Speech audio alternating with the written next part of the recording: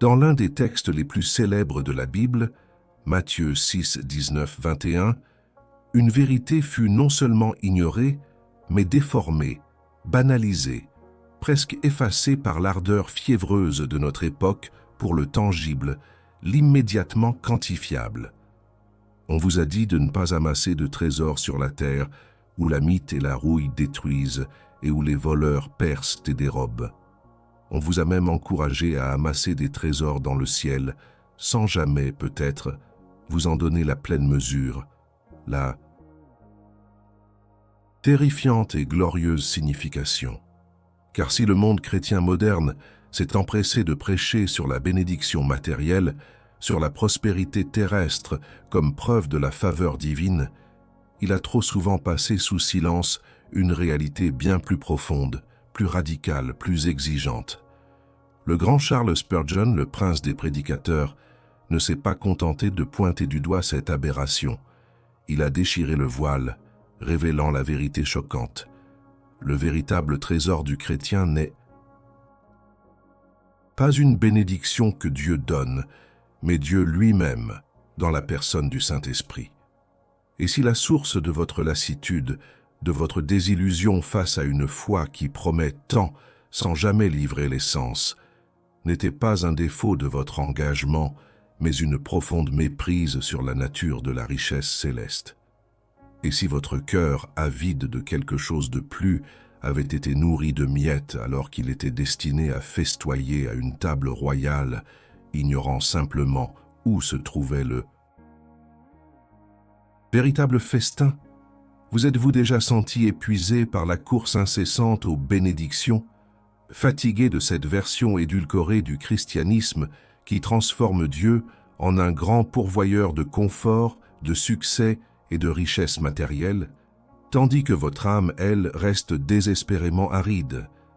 Ce sentiment de vide n'est pas une faiblesse de votre foi, c'est le symptôme d'une carence théologique profonde, une faim spirituelle que les promesses superficielles du christianisme, du bien-être ne pourront jamais combler. On vous a vendu une foi à la carte, où Dieu est un moyen d'atteindre vos propres fins, la paix intérieure, la prospérité extérieure, l'absence de conflit. Mais la vérité brutale et libératrice que Spurgeon a proclamée, c'est que la véritable richesse ne se trouve pas dans ce que Dieu fait pour vous, mais dans ce que Dieu est en vous.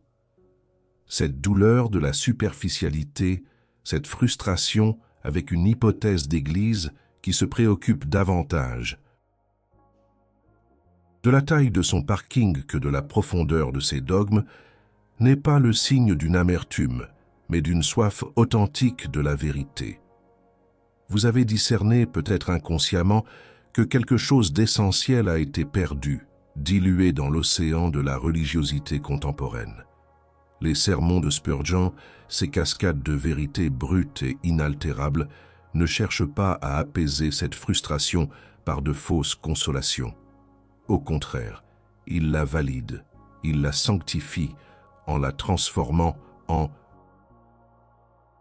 un point de départ pour une quête plus profonde, une recherche du Dieu souverain tel qu'il est révélé dans les Écritures. Il ne s'agit pas de juger la sincérité des cœurs individuels, mais de démasquer une vision du monde qui a corrompu la notion même de trésor éternel. L'hypocrisie que vous percevez, cette déconnexion entre la grandeur du Christ et la petitesse des préoccupations prêchées, n'est que la manifestation extérieure d'une idolâtrie du cœur. L'idole n'est plus Baal ou un veau d'or visible, mais une conception tordue de Dieu, réduite à un facilitateur de désirs égoïstes. C'est le culte de l'homme, paré d'un vocabulaire pieux qui remplace le culte du Dieu vivant et vrai. Mais l'âme, cette entité immortelle en vous, a été créée pour plus que de simples succès éphémères. Elle a été créée pour la communion avec le Créateur, pour la plénitude de sa présence, pour la gloire du Saint-Esprit résidant en elle. Ignorer cela, c'est se condamner à une indigence spirituelle, à une vie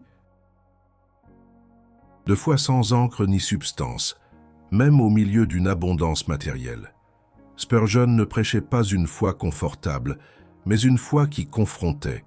Il ne promettait pas une vie facile, mais une vie profondément enracinée dans la personne du Christ et la puissance de son esprit.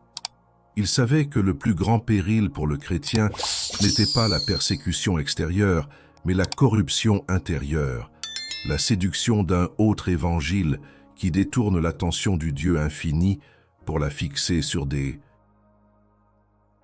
conforts finis.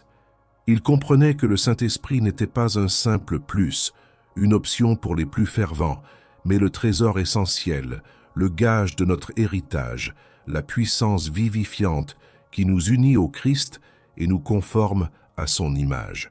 Alors, si votre foi se résume à une liste de requêtes et à l'attente d'une réponse favorable, si votre bonheur dépend des circonstances extérieures, si votre concept de bénédiction est principalement terrestre, il est temps de regarder au-delà du voile. Il est temps de sonder les Écritures avec une nouvelle soif, non pas de ce que Dieu peut vous donner, mais de ce que Dieu veut être pour vous. Le Saint-Esprit n'est pas un concept abstrait, une force impersonnelle, mais la troisième personne de la Trinité, pleinement Dieu, pleinement trésor. Mais voici la question qui peut-être a violé votre âme jusqu'à présent. Si le Saint-Esprit est le trésor infini du chrétien, comment se fait-il que tant d'entre nous le connaissent si peu, le désirent si faiblement et vivent comme des indigents spirituels? Partagez dans les commentaires une phrase ou un mot qui décrit votre soif inavouée de plus de Dieu au-delà de ce que le monde vous promet. Le problème qui afflige tant de chrétiens contemporains, cette superficialité et cette soif inassouvie, ne provient pas d'une absence de Dieu, mais d'une compréhension erronée de sa présence et de sa richesse. L'ennemi commun, comme l'a si clairement identifié Charles Spurgeon, est une théologie superficielle, un évangile du confort qui nourrit l'idolâtrie du cœur. Ce n'est pas le paganisme ouvert qui nous menace le plus, mais une piété dévoyée, une religion qui porte le nom du Christ, mais en a oublié l'essence. On vous a dit que Dieu voulait votre bonheur, votre succès, votre prospérité matérielle, et cela n'est pas entièrement faux. Mais on vous a omis l'ordre des priorités, la nature de la vraie béatitude. Et dans cette omission réside la racine de tant de déceptions. La douleur d'une foi stagnante, la frustration de chercher la richesse matérielle et de trouver le vide spirituel. Vous avez prié pour des emplois, pour des guérisons, pour des maisons, pour des mariages, pour la cessation des luttes, et peut-être, à certains égards, Dieu a répondu. Pourtant, une vacuité persistante vous étreint. Une voix intérieure chuchote que quelque chose d'essentiel manque, même lorsque les bénédictions s'accumulent. N'avez-vous pas ressenti cette frustration sourde, cette gêne persistante, ce sentiment d'un christianisme qui tourne à vide, dépourvu de la puissance transformatrice qu'il prétend offrir? L'Église moderne, dans son désir de pertinence, a souvent abaissé le standard du divin pour l'aligner sur les aspirations humaines les plus immédiates. Elle a échangé la profondeur doctrinale contre la largeur numérique, la sainteté radicale contre le confort psychologique. Et le résultat est une génération de croyants qui, bien que potentiellement riches en biens terrestres, se trouvent spirituellement appauvris, leur âme gémissant sous le poids de la superficialité. Ils sont comme des personnes qui ont toutes les apparences de la richesse extérieure, mais dont l'intérieur est rongé par la vermine et la misère, car leur quête n'était pas celle du Dieu souverain, mais celle de ce qu'il pourrait leur offrir. Spurgeon, avec une clarté prophétique, a confronté cette vision étriquée. Il savait que le cœur humain est une usine d'idoles, même sous le vernis de la piété. La vraie misère ne réside pas dans la pauvreté matérielle, mais dans l'indigence spirituelle, dans le fait d'avoir le Créateur à portée de main et de ne désirer que sa main donatrice plutôt que son cœur divin. La stagnation de la foi, ce sentiment d'être un chrétien sans véritable flamme, est le symptôme d'une âme qui cherche la satisfaction dans le fini, alors qu'elle a été conçue pour l'infini. Elle attend des bénédictions, quand la plus grande bénédiction est la présence même du bénisseur. La révélation de l'idolâtrie subtile, comment la quête des bénédictions a éclipsé la quête du Dieu qui bénit, transformant le Saint-Esprit en un pourvoyeur de confort terrestre. Ici réside le diagnostic brutal et inévitable. L'idolâtrie subtile de notre temps est la vénération des dons au détriment du donateur. Nous voulons les fruits de l'Esprit sans l'Esprit lui-même. Nous désirons le réconfort, la paix, la joie, la patience, la bonté, la fidélité, la douceur, la maîtrise de soi. Mais nous oublions que ces qualités sont le fruit de l'habitation du Saint-Esprit en nous et non des commodités que nous pouvons simplement demander. Le Saint-Esprit est devenu, pour beaucoup, une force à exploiter, un moyen d'obtenir ce que notre chair désire, plutôt que la personne divine qui nous conforme à la volonté du Père. On le réduit à un sentiment, à une expérience subjective, à un pouvoir surnaturel qui doit se manifester par des signes extérieurs de prospérité matérielle ou de succès mondain. Spurgeon n'a cessé de marteler une vérité fondamentale. Le Saint-Esprit n'est pas un simple plus pour la vie chrétienne, mais il est la vie elle-même. Il n'est pas une force à notre disposition, mais la personne divine qui nous régénère, nous sanctifie et nous capacite à vivre pour la gloire de Dieu. Le trésor impérissable du Saint-Esprit n'est pas une accumulation de biens, de statuts ou de confort. C'est la personne du Saint-Esprit lui-même, résidant en nous. C'est lui qui témoigne à notre esprit que nous sommes enfants de Dieu. C'est lui qui intercède pour nous, c'est lui qui nous révèle les profondeurs de Dieu. Votre véritable prospérité divine est cachée dans cette communion intime, ininterrompue, inébranlable avec Dieu par son esprit, et non dans les bénédictions que vous recevez de sa main. Le paradoxe est cruel. Beaucoup prient pour la richesse, l'influence, le succès, alors que la source de toute véritable richesse, de toute influence spirituelle durable, de tout succès éternel, réside déjà en eux par la foi, dans la personne du Saint-Esprit. Ce que Spurgeon a compris et ce que la théologie de la prospérité a si tragiquement déformé, c'est que la promesse du Christ n'était pas une assurance de confort terrestre, mais un don incomparablement plus grand, sa présence continuelle en nous par l'Esprit. Jésus a dit « Je ne vous laisserai pas orphelins, je reviens vers vous ». Jean 14, 18. Comment est-il revenu? Par l'Esprit Saint. Le Saint-Esprit est le Paraclet, le consolateur, le conseiller, l'enseignant, le guide, le garant de notre héritage. Il est la manifestation de la présence de Dieu avec nous, en nous. Ne pas le reconnaître comme le trésor suprême, c'est comme posséder un coffre-fort rempli d'or pur et ne demander que quelques pièces de bronze. C'est la plus grande ignorance, la plus profonde offense à la générosité divine. La vérité biblique, inébranlable et inaltérable, est que votre vie est complète en Christ par l'Esprit. Toute autre quête est une distraction, un symptôme de cette idolâtrie subtile qui place les créatures au-dessus du Créateur. Le diagnostic est sans appel.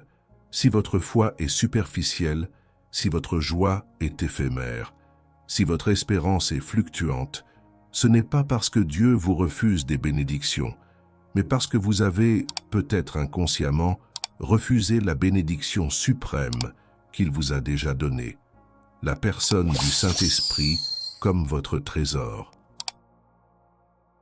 Sans fin, ignorer la vérité sur la nature du véritable trésor, c'est se condamner à un cycle incessant de quête et de déception. Les conséquences de cet aveuglement spirituel ne sont ni légères, ni temporaires. Elles sont profondes, structurantes pour l'âme et en fin de compte éternelles. Lorsque le Saint-Esprit est relégué au rôle de simple pourvoyeur de miracles ou de facilitateur de confort, sa véritable puissance transformatrice est annihilée dans notre expérience. La théologie de la prospérité, cette édulcoration du christianisme, ne vous prive pas seulement de l'argent ou du succès qu'elle promet. Elle vous prive de Dieu lui-même, en vous orientant vers un mirage de bénédiction au lieu de la source intarissable de toute bénédiction. L'âme affamée de l'Éternel se voit offrir des miettes terrestres et sa faim ne fait que croître. La prière que l'ego redoute, « Sonde-moi, ô Dieu », mais cette fois appliquée à notre compréhension de la richesse. Le danger de demander à Dieu de révéler notre attachement secret au trésor terrestre. Osez-vous prononcer cette prière? Osez-vous inviter le Dieu souverain, par son esprit, à sonder les profondeurs de votre cœur, non seulement pour y démasquer le péché évident, mais surtout pour y révéler votre conception de la richesse, car la prospérité que le monde ne comprend pas, c'est le paradoxe d'être riche en foi tout en étant, potentiellement, pauvre aux yeux des hommes. C'est l'essence même de la vie du Christ qui n'avait pas un lieu où reposer sa tête, mais qui était le trésor de l'univers. C'est la vie des apôtres, dépouillés de tout, mais possédant toutes choses en Christ. Quel est votre véritable point d'ancrage? Votre sécurité repose-t-elle sur votre compte en banque, sur votre carrière, sur votre santé, sur la stabilité de vos relations ou sur l'infaillible fidélité du Saint-Esprit qui réside en vous? Si ces questions vous mettent mal à l'aise, c'est que votre âme révèle un attachement secret, une idolâtrie insidieuse. Le danger est immense. Demander à Dieu de sonder, c'est le prier de mettre à nu les affections dévoyées, les espoirs mal placés, les confiances fragiles que nous avons bâties sur le sable mouvant des possessions terrestres. Mais c'est une prière nécessaire, car c'est seulement en exposant nos idoles que nous pouvons les détrôner. Avez-vous déjà considéré que votre anxiété, votre insatisfaction chronique, votre peur du manque ne sont pas de simples faiblesses psychologiques, mais des symptômes théologiques profonds d'une foi mal placée, une foi qui cherche la sécurité dans le visible au lieu de la trouver dans l'invisible, une foi qui mesure la grandeur de Dieu par les bénédictions qu'il accorde plutôt que par sa nature inchangeable et sa présence en nous. Cette quête incessante de plus est un puits sans fond, car aucune quantité de biens matériels, de reconnaissance ou de succès ne pourra jamais satisfaire une âme créée pour la plénitude de Dieu. Le monde promet la satisfaction dans l'accumulation. La parole de Dieu promet la satisfaction dans la communion. La prospérité que le monde ne comprend pas, le paradoxe d'être riche en foi, tandis que pauvre aux yeux des hommes. Ce paradoxe est au cœur de la sagesse de Spurgeon et de la théologie réformée. La richesse spirituelle est invisible, intangible, inestimable. Elle ne s'achète pas, ne se vend pas, ne se mesure pas aux standards humains. Être riche en foi, c'est posséder le Saint-Esprit, qui est le gage de notre héritage céleste. C'est avoir la paix qui surpasse toute intelligence, non pas l'absence de problèmes, mais la présence de Christ au milieu des problèmes. C'est avoir une joie qui ne dépend pas des circonstances, mais de la connaissance que nous sommes rachetés, sanctifiés et gardés par la puissance divine. C'est avoir une espérance inébranlable, car notre citoyenneté est dans les cieux. Les conséquences de l'ignorance de cette vérité sont manifestes. 1. Une foi fragile et superficielle, qui s'effondre à la moindre épreuve, car elle est bâtie sur le sable des bénédictions conditionnelles et non sur le rocher de la souveraineté de Dieu et de sa présence constante. 2. Un christianisme dévitalisé. Dépourvu de puissance, incapable de transformer les vies ou de témoigner avec autorité, car il a troqué la force du Saint-Esprit pour les artifices de la psychologie humaine ou du divertissement religieux. 3. Une idolâtrie rampante, où le cœur insatisfait par le vrai Dieu se tourne vers des succès damnés, argent, pouvoir, confort, reconnaissance, cherchant en eux une plénitude qu'ils ne pourront jamais offrir. 4. Une vision tordue de Dieu. Réduit à un Père Noël céleste, dont la fonction principale est de satisfaire nos désirs égoïstes, plutôt que le souverain créateur, dont le dessein principal est sa propre gloire et notre sanctification. 5. Une âme sans repos. Toujours en quête, jamais satisfaite, car elle cherche dans le fini ce qui ne se trouve que dans l'infini. Elle aspire à la paix, mais cultive l'agitation par sa dépendance aux aléas de la vie terrestre. Spurgeon nous appelait à un examen de conscience radical. Est-ce que votre concept de bénédiction a été tellement infiltré par les valeurs du monde qu'il en a perdu sa saveur céleste? Êtes-vous prêt à admettre que, malgré vos prières et votre dévouement apparent, votre cœur est encore secrètement attaché à Mammon ou à l'approbation des hommes? Plus qu'à la gloire du Christ manifestée par l'Esprit, l'uppercut que la vérité vous porte est brutal. Admettez-vous, publiquement si vous le pouvez, que vous avez été séduit par la promesse d'une richesse illusoire au détriment du trésor impérissable de l'esprit? Laissez un commentaire avec un mot comme aveuglement ou soif pour signifier que vous reconnaissez avoir pu échanger l'or pur contre de la pacotille. C'est le premier pas vers la véritable richesse. Face à ce diagnostic impitoyable et aux conséquences dévastatrices de l'illusion, la solution n'est pas une simple astuce ou un ajustement de votre routine spirituelle. C'est un appel radical, un cheminement vers l'autel du sacrifice, un renoncement total à l'évangile du moi et de ses conforts. La parole de Dieu n'offre pas des remèdes superficiels pour des maux profonds. Elle exige une chirurgie spirituelle sans compromis, une transformation qui commence par la mort à soi-même et la résurrection en Christ. Le Saint-Esprit n'est pas un accessoire pour une vie chrétienne améliorée. Il est la vie elle-même, la puissance divine qui nous permet de mourir à notre vieille nature et de vivre une vie de sanctification. Ce chemin n'est pas vers le confort, mais vers la sainteté, non vers la facilité, mais vers la fidélité. La révélation du véritable trésor. Comment Spurgeon a découvert la richesse de l'âme? Charles Spurgeon, avec l'autorité d'un prophète et la compassion d'un berger, n'a cessé de proclamer que la richesse de l'âme ne réside pas dans l'accumulation mais dans la dévotion. Sa propre vie et son ministère étaient un témoignage éclatant de cette vérité. Il ne recherchait ni la célébrité ni la fortune, mais la gloire de Dieu et le salut des âmes. Et dans cette quête désintéressée, il a découvert et révélé le véritable trésor, le Saint-Esprit lui-même. Pour Spurgeon, la présence du Saint-Esprit dans le cœur du croyant était la plus grande richesse concevable, éclipsant toutes les monnaies terrestres, toutes les gloires passagères.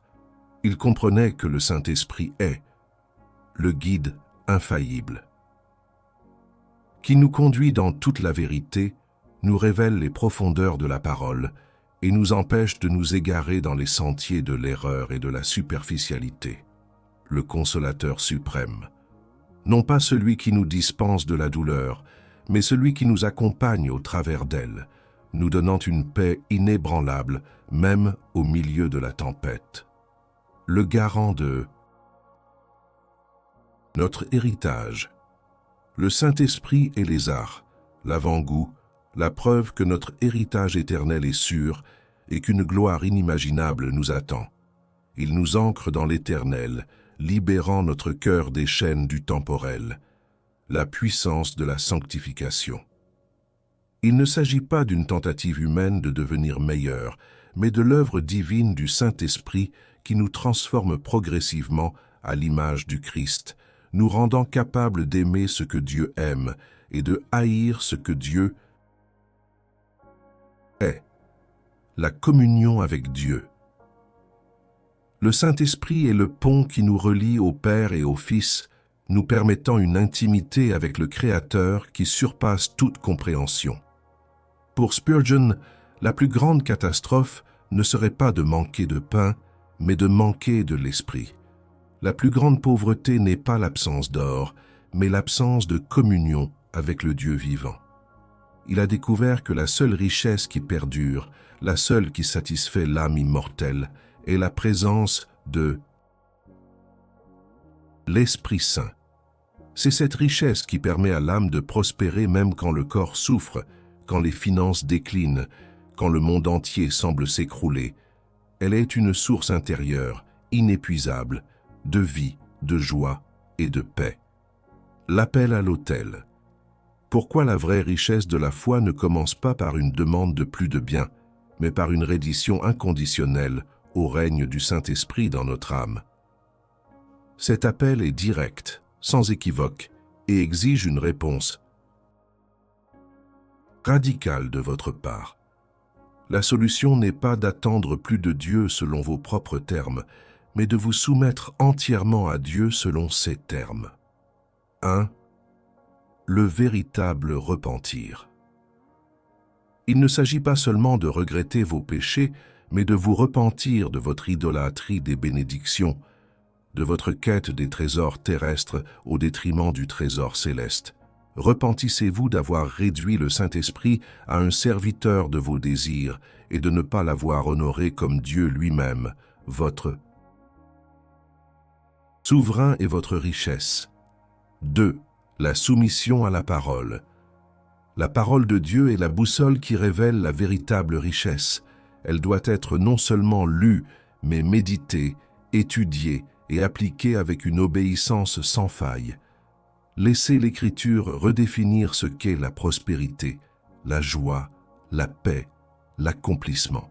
Laissez-la déconstruire les illusions du monde. 3. La renonciation radicale. C'est le prix de la véritable richesse.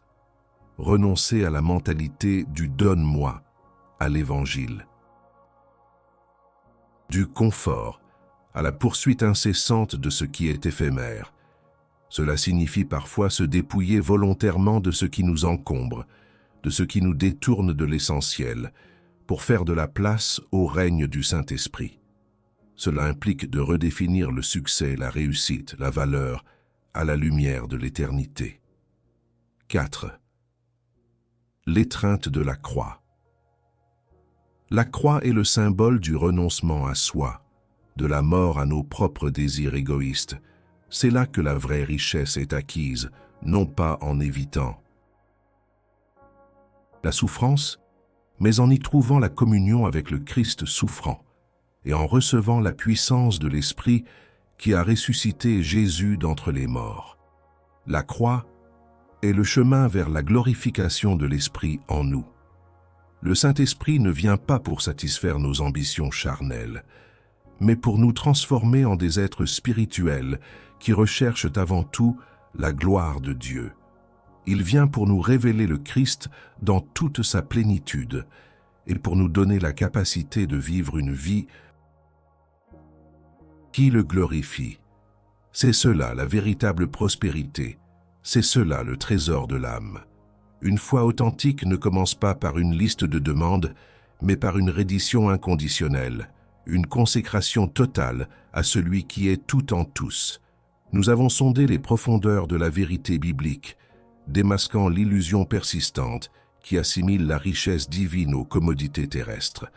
La promesse d'un évangile du confort, si séduisante et si largement proclamée, s'est avérée être un ennemi subtil de l'âme, nous détournant de la source intarissable de toute vraie prospérité. Charles Spurgeon, dont la voix résonne encore à travers les siècles, nous a impitoyablement rappelé que le plus grand trésor que le chrétien puisse posséder n'est pas une bénédiction octroyée par Dieu, mais Dieu lui-même résidant en nous par la personne du Saint-Esprit. Cette vérité, souvent étouffée par la superficialité ambiante, est la pierre angulaire d'une foi inébranlable et d'une joie qui transcende toutes les circonstances. Le Saint-Esprit n'est pas une force impersonnelle à manipuler, ni un distributeur automatique de requêtes. Il est la troisième personne de la Trinité, pleinement Dieu, pleinement trésor. Il est le consolateur, le guide, le garant, la puissance vivifiante qui nous unit au Christ et nous conforme à son image. Refuser de le reconnaître comme tel, c'est échanger l'or pur contre de la pacotille, la joie éternelle contre un plaisir éphémère. C'est vivre dans une pauvreté spirituelle dévastatrice, même si toutes les apparences extérieures de la richesse et du succès sont présentes. La douleur de la superficialité, cette frustration avec une foi qui ne nourrit pas l'âme, n'est pas une anomalie, mais le cri d'un cœur qui peut-être a été involontairement nourri de fausses promesses. Nous avons vu que les conséquences de cet aveuglement sont graves. Une foi fragile, un christianisme dévitalisé, une idolâtrie rampante et une âme sans repos. La prière qui fait trembler l'ego est celle qui demande à Dieu de sonder notre cœur, de révéler notre attachement secret au trésor terrestre. C'est une prière dangereuse car elle expose nos idoles, mais c'est le chemin inévitable vers la liberté et la véritable plénitude. Car la prospérité que le monde ne comprend pas, celle d'être riche en foi alors que l'on est pauvre aux yeux des hommes, est la marque distinctive du disciple du Christ. C'est le paradoxe divin qui prouve que notre royaume n'est pas de ce monde. L'appel à l'autel n'est pas un appel à la facilité, mais à une reddition inconditionnelle. C'est un appel au repentir radical de notre idolâtrie des bénédictions, à la soumission inébranlable à la parole de Dieu, à la renonciation volontaire à tout ce qui nous détourne du Christ et à l'étreinte résolue de la croix. Ce n'est qu'en mourant à nos propres désirs charnels que nous pouvons expérimenter la puissance vivifiante du Saint-Esprit, le trésor infini qui fait de nous des héritiers de Dieu et des co-héritiers du Christ. Spurgeon l'a affirmé avec une conviction inébranlable. Le Saint-Esprit est tout ce dont nous avons besoin. Il est le don le plus précieux que le Père ait pu nous accorder, et sans lui, même le Christ lui-même nous serait inutile, car c'est lui qui nous le révèle. Imaginez un instant la pleine implication de cette déclaration. Le Saint-Esprit n'est pas un complément à votre foi, il est l'essence même, le souffle vital qui rend tout le reste pertinent et puissant. Sa présence est votre richesse insondable, votre force dans la faiblesse, votre sagesse dans la confusion, votre joie dans la peine. Ne vous laissez plus berner par les murmures du monde ou les échos d'un évangile appauvri. Le trésor est déjà en vous, attendant d'être pleinement reconnu, désiré et honoré. Votre quête de plus est légitime, mais son objet doit être redirigé. Cherchez l'esprit, et toutes choses vous seront données par surcroît, non pas selon les standards du monde, mais selon les richesses insondables de la gloire de Dieu. Le vrai trésor n'est pas une destination à atteindre, mais une personne à connaître, à aimer et à laisser régner en maître sur votre âme. La vérité révélée par Charles Spurgeon, selon laquelle le Saint-Esprit est la richesse infinie et impérissable du chrétien, n'est pas une simple formule théologique. Elle est une invitation radicale à réévaluer les fondements mêmes de votre foi, la nature de vos désirs et la direction de votre vie. Si vous avez écouté attentivement, votre âme a été confrontée à une réalité spirituelle inaltérable. La véritable prospérité ne se mesure pas à l'aune de ce que vous possédez, mais à la profondeur de votre communion avec le Dieu vivant par son esprit. C'est une vérité qui dérange le statu quo de la religiosité superficielle, qui défie l'idolâtrie du confort et qui appelle à une transformation intérieure profonde. Le Saint-Esprit est l'expression tangible de l'amour du Père et du Fils pour vous. Il n'est pas un concept éthéré, mais une personne divine qui œuvre activement dans la vie du croyant, le rendant capable de porter le fruit de la justice, de témoigner du Christ avec puissance et de persévérer au milieu des épreuves. Pensez à l'impact de cette révélation. Si le Saint-Esprit est votre trésor, alors vous êtes riche au-delà de toute mesure, quelle que soit votre situation matérielle. Vous portez en vous la promesse de l'éternité, la sagesse des cieux, la force divine. Mais cette richesse n'est pas passive, elle exige une réponse. Elle exige que vous cultiviez cette relation avec l'Esprit, que vous l'écoutiez, que vous l'obéissiez, que vous le glorifiiez. Cela signifie vivre une vie d'interdépendance avec lui, reconnaissant que sans son œuvre, vous ne pouvez rien faire qui ait une valeur éternelle. C'est une vie de mort à soi et de vie en Christ, une vie où les désirs de l'esprit priment sur les désirs de la chair. Ce message n'est pas destiné à vous décourager ou à vous accabler de culpabilité, mais à éveiller en vous une faim plus grande, une soif insatiable pour ce qui est éternel. Le Saint-Esprit est disponible, non pas pour être un ajout à votre vie, mais pour être le centre, le moteur, le souffle de votre existence. Votre âme a soif de cette profondeur, de cette substance, de cette réalité divine. Ne la privez plus de son héritage légitime en recherchant des succédanés. Permettez à l'Esprit de vous révéler le Christ dans une dimension nouvelle, de transformer vos priorités et de vous donner une joie et une paix que le monde ne peut ni donner ni reprendre. Embrassez cette vérité avec courage, car elle est la clé d'une vie chrétienne authentique, puissante et éternellement satisfaisante. Le chemin est ardu, mais la récompense est incomparable. Le Saint-Esprit, votre trésor sans fin.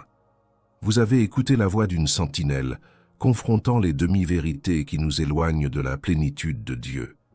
La vérité sur le Saint-Esprit comme votre trésor infini n'est pas une information à stocker, mais une réalité à vivre. C'est un défi à votre conception de la foi, à votre compréhension de la richesse, à l'orientation même de votre cœur. Maintenant, je vous interpelle directement. Si cette vérité a réveillé quelque chose en vous, si elle a touché une corde profonde dans votre âme, alors ne restez pas passif. L'inaction est une défaite silencieuse. Le moment est venu de manifester votre courage. Avez-vous la bravoure de vous affirmer publiquement pour cette vérité, même face à un monde qui la dédaigne ou l'ignore? Transformez votre écoute en action significative. Si vous avez apprécié ce message, si vous avez appris quelque chose de fondamental, si votre perspective sur la richesse spirituelle a été bousculée, ne laissez pas cette conviction s'évaporer. Le simple fait de liker cette vidéo devient alors un acte de courage, une affirmation visible de votre alignement avec la profondeur doctrinale et non avec la superficialité ambiante. C'est dire « je suis de ceux qui recherchent le vrai trésor ». Mais n'arrêtez pas là. Le courage ne s'exprime pas seulement par un clic, il se manifeste aussi dans le partage de votre propre cheminement. Nous bâtissons ici une communauté de croyants assoiffés de doctrines solides. Racontez-nous votre histoire. Qu'avez-vous appris de ce message sur le Saint-Esprit? Comment a-t-il confronté vos propres conceptions de la prospérité? Partagez un témoignage, une réflexion, une question même dans les commentaires ci-dessous. C'est une façon de renforcer votre propre conviction et d'encourager d'autres âmes en quête de vérité. chaque commentaire devient une pierre dans l'édifice de cette communauté. Enfin, si vous souhaitez continuer à sonder les profondeurs de la foi, à vous nourrir de cette doctrine qui soutient et transforme, alors rejoignez cette sentinelle. Abonnez-vous à la chaîne. Activez la cloche pour ne manquer aucune de ces révélations essentielles. Votre abonnement n'est pas un simple clic, c'est un engagement, une déclaration que vous privilégiez la vérité éternelle face aux modes passagères. Prouvez-vous à vous-même et à cette communauté que vous êtes prêt à investir dans la richesse impérissable de l'esprit. Le défi est lancé. Avez-vous la force d'âme d'y répondre?